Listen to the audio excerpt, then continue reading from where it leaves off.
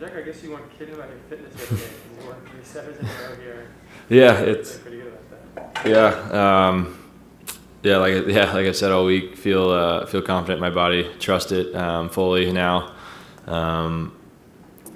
Like I said earlier, I think maybe a few years ago, I maybe got a little more discouraged after a first set, losing a first set, maybe not trusting it fully, or having to conserve some energy to possibly go 3 or whatever circumstance happens. But yeah, feel great about it now.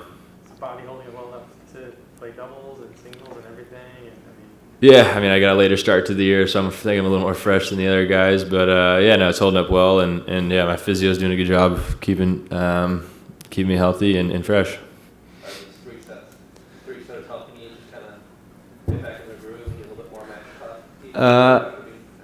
I think a little bit, yeah. It never hurts to. When you get the later start that I had to get, get a little more match time. Obviously not ideal to have slower starts or obviously to get down a set, but to come back, it only helps the confidence, and then obviously helps the tennis and my game as well to have some more time out there and be able to rep some more shots.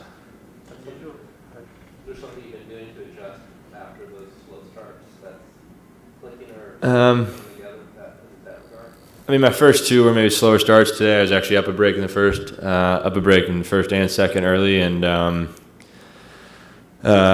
gave it back today on a good game from him, but sloppier game on my serve. But no, I think I have a game plan going in and maybe not executing it to the best of my ability at the beginning. But I just think as long as I stick to it, then I'll have a good chance. Fresh is one thing, but you surprised you have a little bit more rusty.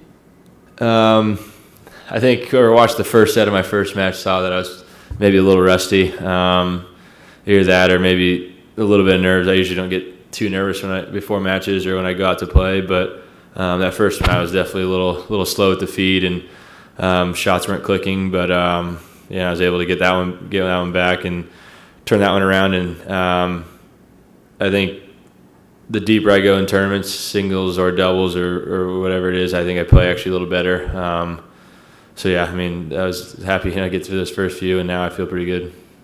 Could have Federer next. Talk about that. Yeah, I never played him. We were friendly guy, talking in the locker room some, and I'm more excited than anything if I do play him. Obviously, Seppi got him in Melbourne.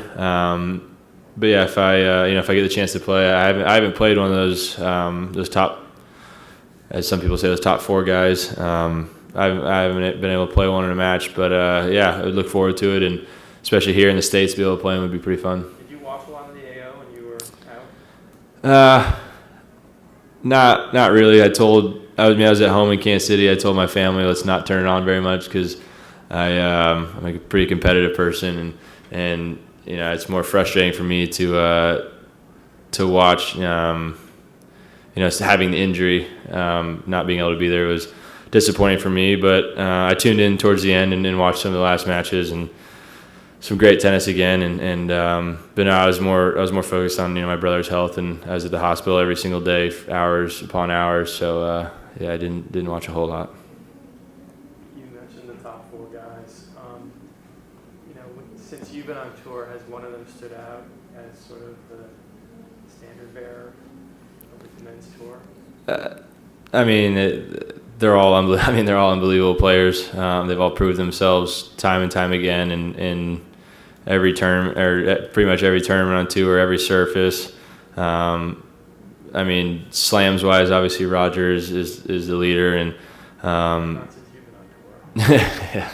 But they're all great players, and I hope I get a chance to play them all at some point. Have you played Novak? No, haven't played Novak, Andy, Rafa, or Roger. None of them. No.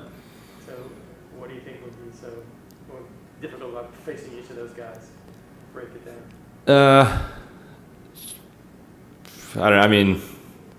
I think it's the kind of the start to finish, a clean match you'd have to play. You can't get away with anything, especially a guy like Novak who literally gives you nothing. Basically makes every return, puts every ball deep, and kind of takes you out of your rhythm and your game. But with any of them, I mean, start to finish, you have to be locked in mentally, physically. Feet have to be going, and you have to be able to stay on top of whatever game plan I had against them, and kind of go from there. But it'd be fun to play. Is there one of them that you wanted to play more than the other? No, not necessarily. No. When you grew up, what was Roger to you in terms of, was he the guy you got in tennis? Was he the guy your favorite growing up?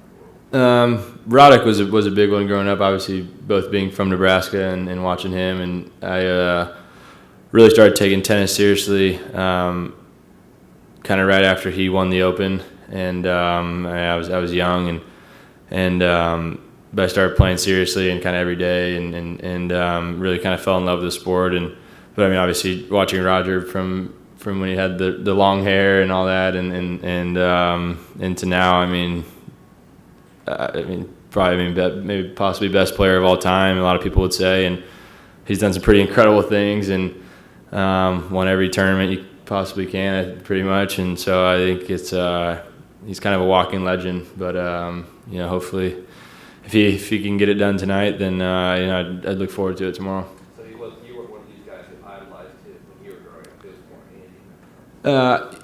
I mean, being American, Andy was probably the top, but I mean, I watched everyone. I was I was in love with the sport, and I watched every tournament I could on TV, and so I mean, I think looked up to everyone. But I mean, I think the connection being from the same state as a guy who was doing as well as Andy did in his career, then that was pretty special. Weren't you kind of the Roger Federer or the Big Four of Nebraska high school tennis? Kansas high school tennis.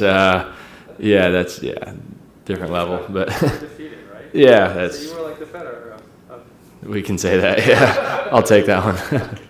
Yeah. Jack, can you talk a little bit about your double success and tell us that comment today on court about how you weren't missing anything? Yeah, I think it's. I said it on the court after.